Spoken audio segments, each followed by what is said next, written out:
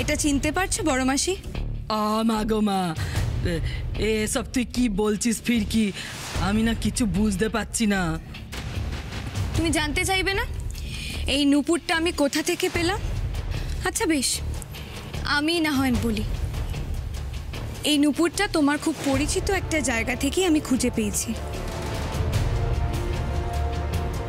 যেখানে বেশ কয়েকদিন ধরে তোমাকে ঘন ঘনভাবে যাতায়াত করতে দেখা গেছে। সে আবার কি? আমি আবার কোন জায়গায় যাতায়াত করছিলাম রে? তোর মতো বিষ্ণুদের সাপকে না পায়ের তলায় পিষে মারা উচিত। দাঁড়াও পাতিমাসি, তুমি এখনই এত উত্তেজিত হয়ে পড়ো না। তাছাড়া বড় মাসিকেও তো আমাদের একটা সুযোগ দেওয়া উচিত, যাতে বড় মাসি নিজের কথাটাও বলতে পারে, তাই না বড় মাসি? তা তুমি বলো, তোমার এই নুপুরটা ওখানে গেল কি করে?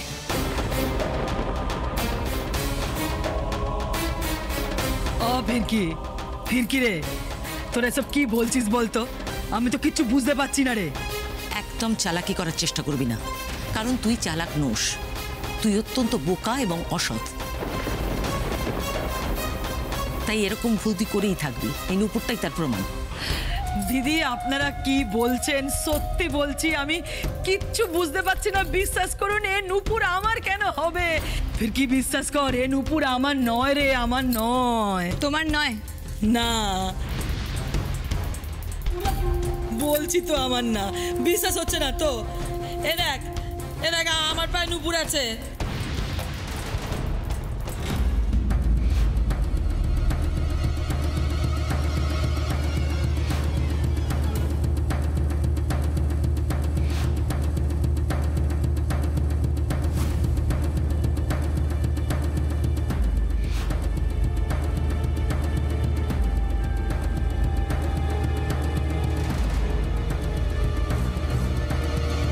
বড় মাসি, তোমার তো এক পায়ে নুপুর, তাহলে অন্যটা কোথায়?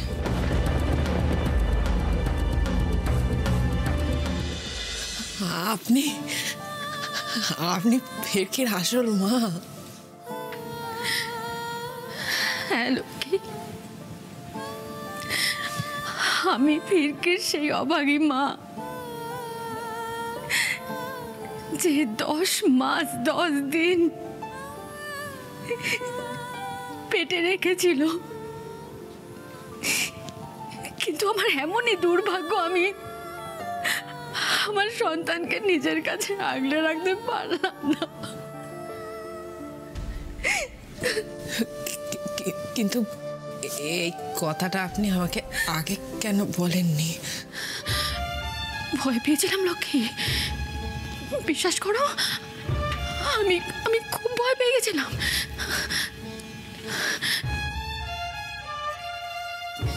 তাহলে কি ফিরকি আপনার? না লক্ষ্মী, তুমি যেটা ভাবছো সেটা নয়। আমি আমার ভালোবাসার দিব্যিকে বলছি, আমার ফিরকি অবৈধ সন্তান নয়। সেদিন রাত্রিবেলা আমি একটা নোংরা ষড়যন্ত্রের শিকার হয়ে গেছিলাম, আর প্রাণের ভয়ে আমি আমার দুধের শিশুকে ডুমুরতলার ঘাটে ফেলে রাখতে বাধ্য হয়েছিলাম। কিন্তু আমি জানতাম আমার সন্তান এমন একজনের কোলে গেছে, সে নিজের প্রাণ থাকতেও আমার সন্তানের কোনো ক্ষতি হতে দেবে না।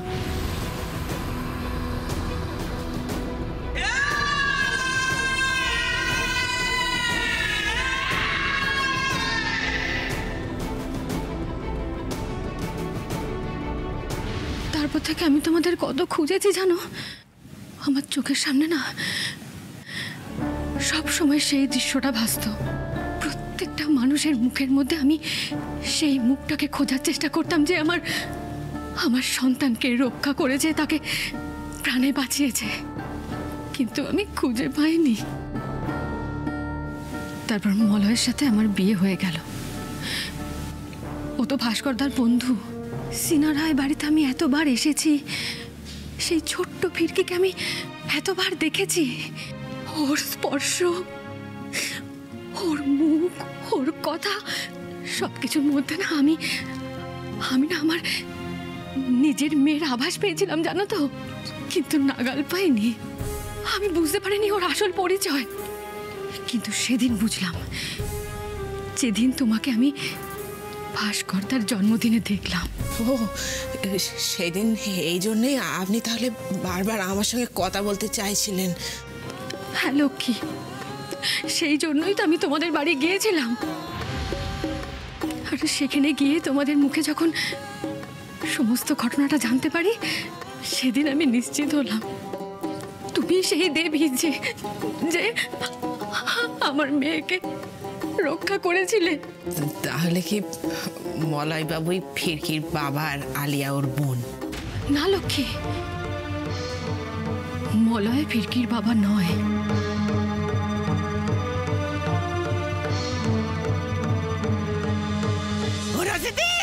এই দেখো নুপুরটা পেয়েছে গো। আরে বাবা কলতলায় পড়েছিল, যাক বাবা পাওয়া গেছে। এই শোনো, আজ কিন্তু একেবারে 20 টাকার একেবারে ফুচকা।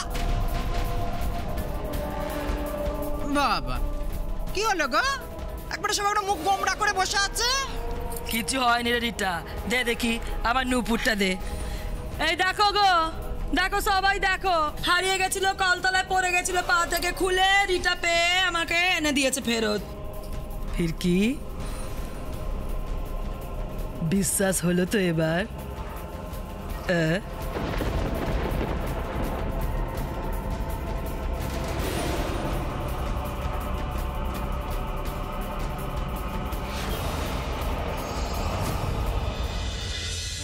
সুমন আর আমি একে অপরকে খুব ভালোবাসতাম। আমরা মন্দিরে গিয়ে বিয়েও করেছিলাম। আর ফিরকি আমাদেরই ভালোবাসার ফল। কিন্তু মলয়ের কুনজর ছিল আমার উপর। ও চক্রান্ত করে সুমনকে নিরুদ্দেশ করে দেয়, গ্রামের প্রত্যেকটা মানুষকে ও বিষিয়ে দেয়। আর আমার বাবার অসুস্থতার সুযোগ নিয়ে আমাকে বাধ্য করে ওকে বিয়ে করার জন্য। যাই হোক, তারপর আমি আমার ভাগ্যকে মেনেও নিলাম, জানো তো। মলয়ের বাড়িতে এসে ওর প্রথম পক্ষের মেয়ে আলিয়া, ওকে পেয়ে আমি কাছে টেনে নিলাম, কিন্তু ওকে মানুষ করতে পারিনি। এইভাবে বলবেন না দিদি। বলতে তো আমাকে হবেই লক্ষ্মী। তুমি হয়তো ভাবছো আজ আমি এতগুলো কথা কেন বলছি না। সেদিন তোমাদের বাড়িতে গিয়ে সবটা জানার পরেও আমি সত্যিটা তোমাকে বলিনি, তাই তো? আমি খুব ভয় পেয়ে গেছিলাম লক্ষ্মী, বিশ্বাস করো। আমি ভেবেছিলাম তুমি যদি আমাকে তাড়িয়ে দাও, তুমি যদি ভাবো আমি তোমার থেকে তোমার ফিরকিকে কেড়ে নেব, তাই আমি তোমায় কিছু বলতে পারিনি। আমি না হয় বোকা, মুখ্য সূক্ষ্ম মানুষ, কিন্তু দিদি আপনারা তো বুদ্ধিমান। ভালো করে দেখে বলুন তো, এই নুপুর আর ওই নুপুরটা কি এক? দেখুন না, কখনো এক হতে পারে? দেখুন নীলাদ্রি বাবা, তুমি তো লেখাপড়া শিখেছ, তোমার অনেক বুদ্ধি, বলো তো দেখে এই নুপুর আর ওই নুপুর কি এক? দেখো। মোটামুটি একই রকম দেখতে হলেও নুপুর দুটো কিন্তু সত্যি আলাদা। ফিরকি, তোরা তো দেখছি লক্ষ্মীকে নির্দোষ প্রমাণ করার চক্করে আমার বিরুদ্ধে সব ষড়যন্ত্রের জাল বুনছিস। আমাকে তো সন্দেহের তালিকায় আগে থেকেই ফেলে দিয়েছিস। তা দিয়েছিস বেশ করেছিস, তাতে আমার কিছু যায় আসে না। তবে একটা কথা বলি, এরপর থেকে যখন আসবি না, শক্তপোক্ত প্রমাণ নিয়ে তবে আমার বিরুদ্ধে কথা বলতে আসবি। আর হ্যাঁ, আর একটা কথা সবাই কান খুলে শুনে রাখো, যদি দরকার হয় আমার তরফে সমস্ত সাফাই আমি একেবারে ওই কোর্টে গিয়ে দেব, সেটা বলে দিলাম। চল রে রিটা, চলো তো।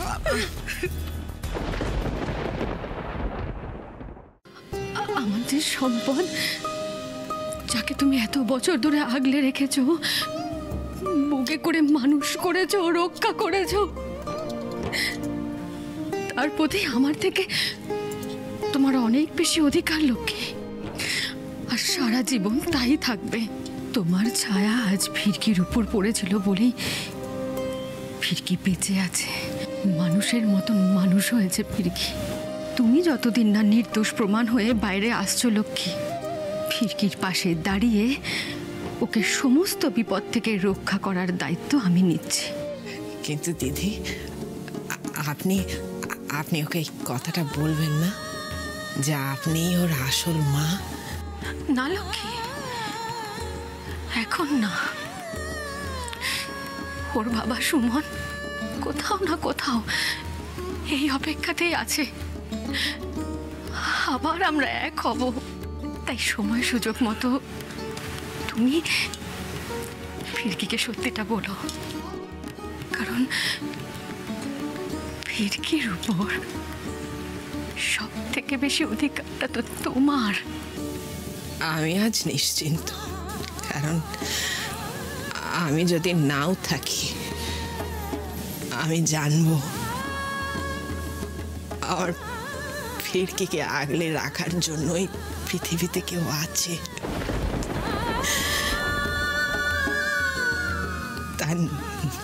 তার নিজের মা আছে। কিরে পার্বতী, তুই শিওর হয়ে বলেছিলি না এটা রোজির নুপুর? এরকম উল্টো পাল্টা কথা বললে না নিজেরাই বিপদে পড়বি। আসলে দিদি আমি বুঝতে পারিনি, একই রকম দেখতে তো তাই। হ্যাঁ তাই কি, এরকম ভুল আর করিস না।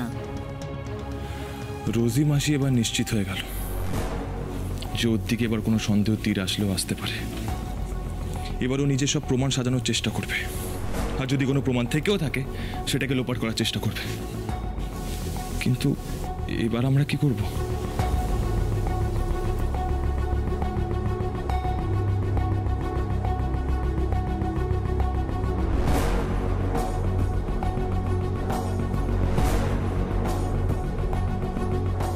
কি হলো ফিরকি, কি ভাবছো?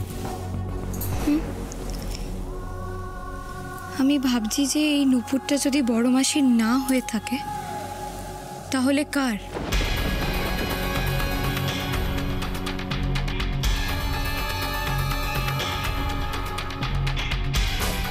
তাহলে আর কোন মহিলা সেদিন ওখানে গিয়েছিল?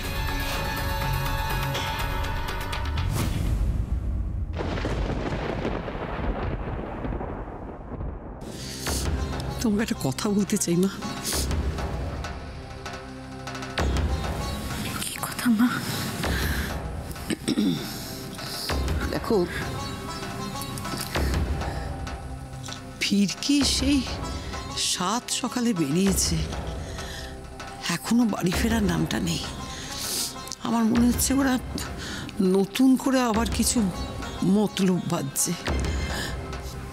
যত ইচ্ছে মতলব বাঁধুক, যা ইচ্ছে করে নিক, কিন্তু ফিরকি ওর মাকে বাঁচাতে পারবে না। চেনো না মা, চেনো না। ফিরকিরা যে কি সাংঘাতিক তা তোমার কোনো ধারণা নেই। তার উপরে ওই মীনাক্ষী না কি যেন মেয়েটা, সে আবার ওদের সঙ্গে ভিড়েছে। ওর হাত তো বিরাট লম্বা গো, চাইলেও অনেক কিছু করতে পারে। আলিয়া ঠিকই বলেছে জানলে, ফিরকিকে না শুধু ওর মায়ের কাছ থেকে আলাদা করলে চলবে না, ও যাতে এই বাড়ির বাইরে একটা পাও না রাখতে পারে, আমাদের সেই ব্যবস্থা করতে হবে। কি ব্যবস্থা করার কথা ভাবছেন আপনি? আপনি নয় ছোট বৌমা, আর আপনি তুমি একদম নয়, আমরা দুজন ছোট বৌমা। আমার ছোট খোকার খুনের বদলা নিতে আমাদের দুজনকে একসাথে কাজ করতে হবে ছোট বৌমা, একসাথে কাজ করতে হবে। আমরা এমন কাজ করব যাতে আমাদের মুখ ফুটে কিছু না বলতে হয়, অথচ সাপও মরবে, লাঠিও ভাঙবে না।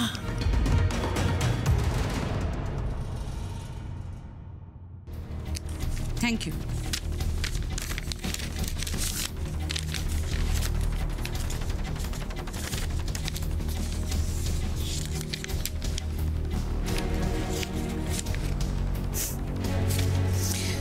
Post-mortem report. হ্যাঁ, পোস্টমর্টম রিপোর্ট? দেখি দেখি দেখি দেখি দেখি দেখি দেখি।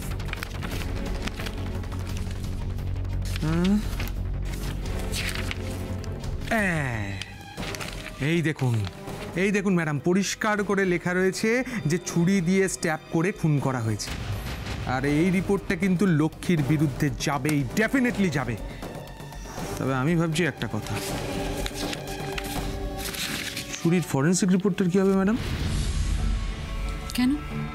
না কেন মানে, ওটাতে লক্ষ্মীর হাতের ছাপের সঙ্গে সঙ্গে তো ভিকির হাতের ছাপটাও পাওয়া যাবে, সেই জন্য কি। আপনি তো দেখছি ভিকিকে না ফাঁসিয়ে ছাড়বেন না। হ্যাঁ, আরে আপনি কি আশ্চর্য, আপনি এইসব কথা কি বলছেন? ভিকি আমার ছেলে, আমি শুধু শুধু ওকে ফাঁসিয়ে দেবো? হ্যাঁ, তাই তো মনে হচ্ছে। আপনার কথা শুনে আমার ঠিক সেরকমটাই মনে হচ্ছে। Listen to me very carefully. Vicky যে ঘটনাস্থলে উপস্থিত ছিল সেই ব্যাপারটা আমি আর আপনি ছাড়া আর কিন্তু কেউ জানে না। তাই ছুরিতে যদি ভিকির ফিঙ্গারপ্রিন্ট থেকেও থাকে, সো হোয়াট? তার সঙ্গে ভিকির ফিঙ্গারপ্রিন্টটা ম্যাচ করানো কারোর পক্ষে next to impossible, because he was not present there. একদম ঠিক বলেছেন ম্যাডাম, একদম ঠিক বলেছেন। আসলে আমি একটু টেনশনে মাথা থেকে বেরিয়ে গিয়েছিল। আপনি কিন্তু আমার বুকের ভেতর থেকে অনেক বড় একটা পাথর নামিয়ে দিলেন। Thank you so much, thank you so much. Unnecessarily একটু বেশি টেনশন করছেন, সেই জন্য বারবার বলছি রিল্যাক্স, মাথা ঠান্ডা করুন। লক্ষ্মী যতই চেষ্টা করুক, লক্ষ্মীর বাঁচার আর কোনো পথ নেই। লক্ষ্মীর মৃত্যুর দিন এবার ঘনিয়ে এসেছে। হ্যাঁ, মৃত্যুটা পুরোপুরি হলে বাঁচা যায় আর কি, বুঝলেন। আজ সকালে অবশ্য অফিসার রুহান আমাকে ফোন করেছিল, বললো ওরা নাকি আবার ওই তদন্তটাকে শুরু করার জন্য ওপর মহলে কি সব সুপারিশ করছে। হ্যাঁ জানি, আমি আজই ওপর মহলে কথা বলে রাখবো। লক্ষ্মী নিজের ডিফেন্সে যতই কেস গোছানোর চেষ্টা করুক না কেন, ওর কেসটা যাতে ধোপে না টেকে তার সমস্ত অ্যারেঞ্জমেন্ট আমাদের আগে থেকেই করে রাখতে হবে।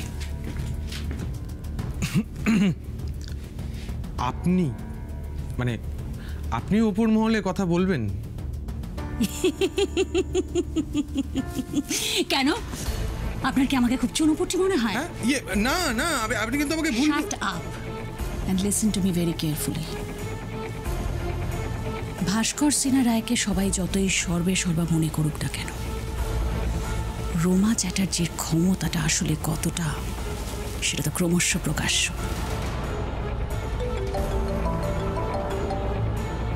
Excuse me. ইয়েস অফিসার, বলুন। হ্যাঁ ম্যাডাম, আপনি তো বলেছিলেন লক্ষ্মীর সাথে যারা যারা দেখা করতে আসবে প্রত্যেকের বিষয়ে খবর দিতে। কেন, কি হয়েছে? কে এসেছে এখন? ম্যাডাম, ওই মলয় সেনগুপ্ত, ইন্ডাস্ট্রিয়ালিস্ট, ওনার স্ত্রী সুদীপা। হ্যাঁ ম্যাডাম, ওনাকে কি বের করে দেবো? না, তার দরকার পড়বে না। She is not a threat. Thank you.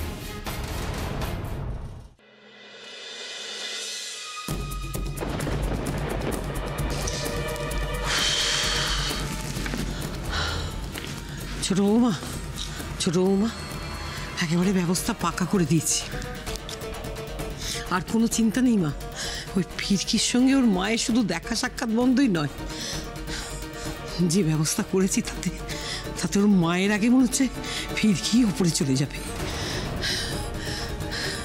আমার ছেলেকে খুন করা আমি একদম পাকা ব্যবস্থা করে দিয়েছি।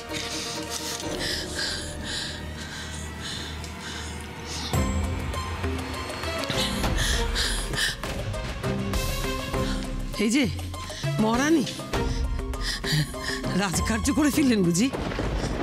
চিন্তা নেই ঠাম্মি, কষ্ট হলেও তোমাদের কথা অমান্য করে আমরা মায়ের সাথে দেখা করতে যাইনি। আমাদের একটা অন্য কাজ ছিল। তা সেই অন্য কাজগুলো কি দুদিন পরে করলে চলে না? হ্যাঁ, একটা শোকের বাড়ি, তোমাদের লজ্জা করে না? ট্যাং ট্যাং ট্যাং ট্যাং করে বাড়ির বউ এখানে ওখানে ঘুরে বেড়াচ্ছ। কোন ভদ্র বাড়িতে দেখেছো এরকম ঘটনা ঘটে? এখানে কথা বাড়িয়ে লাভ নেই ফিরকি, তার থেকে বরং উপরে চলো, তুমি টায়ার্ড আছো, রেস্ট নেবে, চলো। দাঁড়াও দাদু ভাই, দাঁড়াও, তোমার সঙ্গে আমার কিছু কথা আছে, তুমি আমার কাছে এসো। আমার সাথে কথা আছে? বলো। নীলাদ্রিকে দাঁড়াতে বলা হয়েছে ফিরকি, তুমি কেন দাঁড়িয়ে আছো? ও ওকে দাঁড়াতে বলা হয়েছে কারণ ওর সঙ্গে আমাদের ব্যক্তিগত কথা আছে। তোমার সঙ্গে ব্যক্তিগত কথা থাকলে নিশ্চয়ই তোমাকে দাঁড়াতে বলা হতো। সব ব্যাপারে নাক গলানোটা বন্ধ করো ফিরকি। ওপরে যাও। চলে যাচ্ছি।